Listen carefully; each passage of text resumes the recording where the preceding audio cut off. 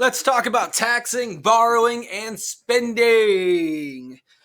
So what you see at the top of your screen is good, and what you see at the bottom of your screen, well, that's bad. Well, why is that? All right, so the more that you spend, then the more that firms must produce. And if firms are producing more goods or producing more services, then they're going to have to hire more workers. And if there's more workers, then there's another person over here that is spending because they just got a job. Now we have more people spending, right? We just increased people spending. And if we're spending more, they're going to have to hire another worker because they're providing more goods and services. Now we got a new person that is also spending. And now they're spending more. You see how it goes up and up and up. The more that we buy, the more that the firms will produce. And that means they're going to have to hire more workers from households. That means more money back in the households. And then the households spend more money and goes up and up and up. So if we can just increase household spending, then we can set our economy just on fire with spending and booming and jobs and opportunity everywhere. Now, the opposite can happen as well. If consumers or households stop spending, they decline to spend, then firms will produce less goods. And if they're producing, I don't know, less TVs, video games, or cars, then they don't really need any workers. You know what? You can take the day off, or you know what? You can take every day off because you're fired. And now we have even less people spending money.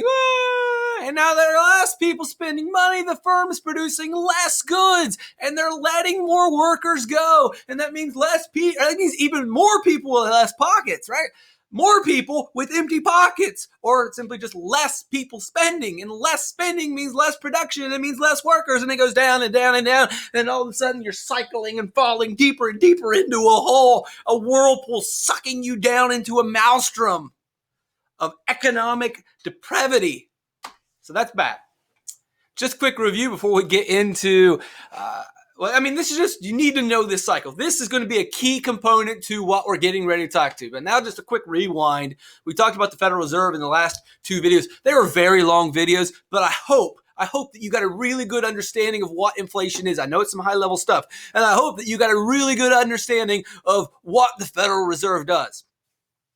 Google some of the conspiracies if you want about the Federal Reserve. We're going to save that for another lesson. So the Federal Reserve prints money. It can affect the economy. How does the Federal Reserve affect the economy? It can affect the economy by changing interest rates and the bank's requirements. I'm not going to go into those details. If you're not sure and you're confused, go back and watch the last video and check, how do they adjust interest rates and how does that affect the economy? How do they adjust a bank's reserve requirement and how does that affect the economy?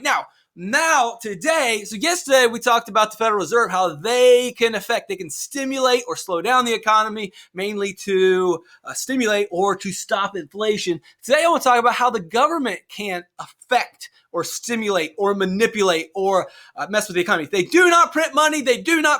The money is being printed over here by the Federal Reserve, which is a private institution not run by the government.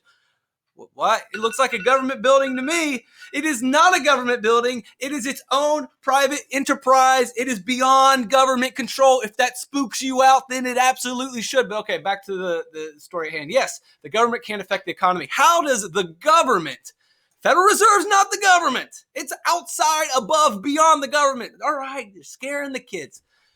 The actual government can affect the economy, not by printing money, not their job. What they can do is change taxes, change spending, and change borrowing patterns. Set a timer for 14 minutes. Hopefully we don't last that long, folks. Your timer is set for 14 minutes. Oh, you're so nice. Taxes. How can taxes affect the economy? All right, step by step, let's think it through and use the common sense. It's economics, folks. If you have some common sense, if you rely on your common sense, not the sense in your pocket, not the CENTS, but the SENSCE, sense, then this stuff will make sense. Taxes. If taxes go up, consumer spending will go down.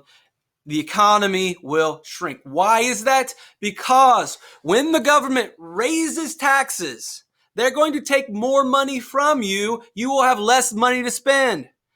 Remember, when spending goes down, firms produce less goods. They'll need less workers. Less workers means even even fewer people spending. And if there are fewer people spending, then they're producing even fewer amount of goods, and that means we're going to continue to have less and less workers and less spending, and that starts because the government raised taxes. So imagine you get to keep $1,000 of your paycheck every week, and you spend $1,000. That creates $1,000 worth of production. That will create $1,000 worth of worker production, and it goes up and up and up. Now, imagine that the government says, you know what, I want to take $500 out of that. Now, all of a sudden, you're only spending $500, and they only produce $500 worth of goods, and they only need workers to produce $500 worth of goods, so they can probably fire a couple people.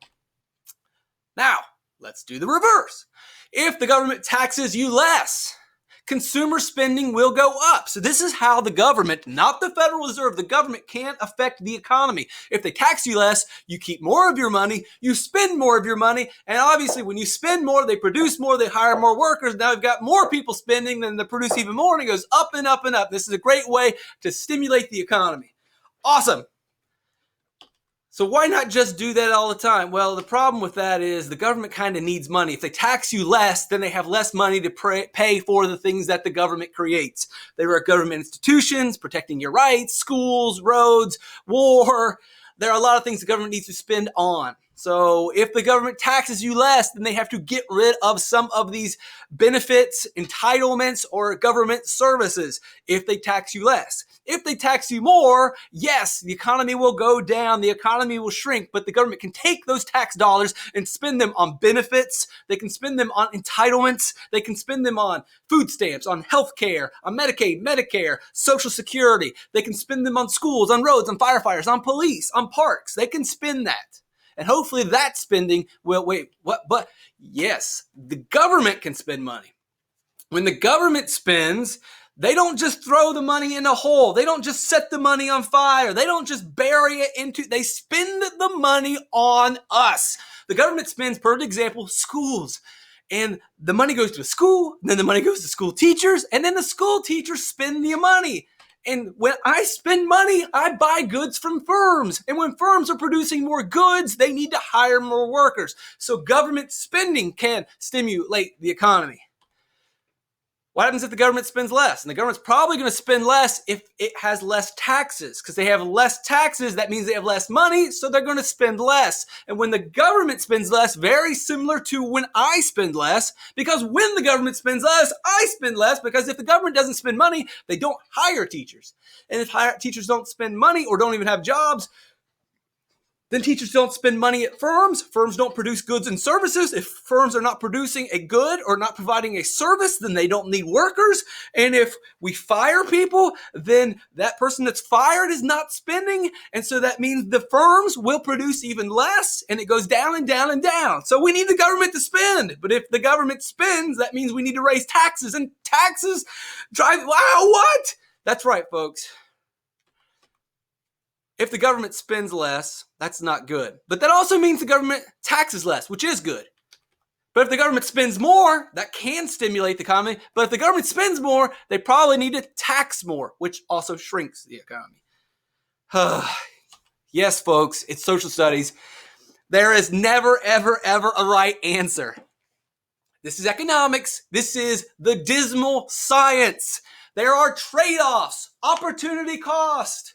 There are no, Thomas Sowell, after giving a lecture, a lady stood up and shouted at him and said, well, what's your solution? And he said, there are no solutions, only trade-offs. And that's the truth. You want to raise taxes? Great. But then people spend less. Like, oh, wait, we'll raise taxes so the government can spend more, but then people don't have money to spend because their taxes are so, all right, well, then we'll lower taxes. But if you lower taxes, then the government doesn't have money to spend. Well, what's the answer? There aren't answers. You try to make the best possible, the most informed decision, and you try to do the least amount of damage. This is not science. This is not math. We do not have 2 + 2 = 4, and that is a rule that we will follow for the rest of our life. In social studies, there are no solutions. And anyone that tells you that they are either lying to you, or they are naive, or they are simply ignorant, and you may want to stop listening to that individual. The reality is there are no solutions. There are only trade-offs. And in every one of these scenarios, there will be some winners and there will be some losers. The government does not print money. Remember, that's the Federal Reserve. Now, sometimes the government wants to spend more than it can take in. So in that case, they've got to borrow it. And they will borrow money from U.S. citizens. You can buy a bond. You can actually loan money to the government. They will give you a bond. I'm not going to go into the details of it, but it's basically like if you give the government $100 today, you can then cash that in for $115 in the future. You're investing in the government. You can buy part of the government in a way. And they also sell these to China. They basically sell these to anyone. Because sometimes the government needs money. They need money now to buy roads and to pay for Medicare and to pay for Medicaid and to pay for the schools. And they don't have the money. They could not get enough money from taxes, right? Think about it. They have to pay right now today to pay for everybody's health care, to pay for food stamps, to pay for the police, to pay for the firefighters. What if they did not get enough money through taxes today? Not enough money came in through taxes. So they have to borrow. How does the government borrow? One of the ways they can borrow is from individual citizens. They will say to you, look, man, loan us $100. You can count on us. America's been here for 250 years. We're the most powerful nation in the world. You can come back to me in 10 years when your bond completes itself, and we will give you $150. Loan us the money to now, because I got to pay the firefighters, and I got to pay for the roads, and I got to pay for the military. I got to make these payments right now, and I didn't get enough through taxes. Government sounds pretty frantic. They sound pretty desperate. We're kind of taking advantage of them, but you can. And so American citizens buy bonds, which is basically loaning money to the government. And the Chinese buy a lot of bonds, which is quickly giving us cash to pay for our goods, because taxes do not pay for all of the services that our government's providing. It just doesn't. We have not balanced our budget. We've talked about this. We're trillions and trillions and trillions of dollars in debt because we're spending more than we're taking in. So that's going to take us to borrowing. We've talked about taxing. We've talked about spending and how that affects the economy, how the government. But now let's talk about borrowing. This one's a little more complicated, a little trickier to understand how government borrowing can affect the economy. I've already explained how taxes going up and down affects spending and affects the economy growing or shrinking. We've talked about how government spending can increase economic activity, and if the government decreases spending, it can decrease economic activity. But what happens when the government borrows? So the best way to understand this is imagine a swimming pool.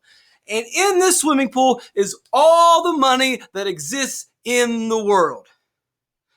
Are you imagining? Okay, well, obviously you can see it on the screen. Well, that's kind of the way that it works. There is a finite supply of money in the world. There is only so much money available to people in the world. So the easiest way is just imagine there's a swimming pool. That's it. That's all the money available to everyone in the world, to every person and to every government.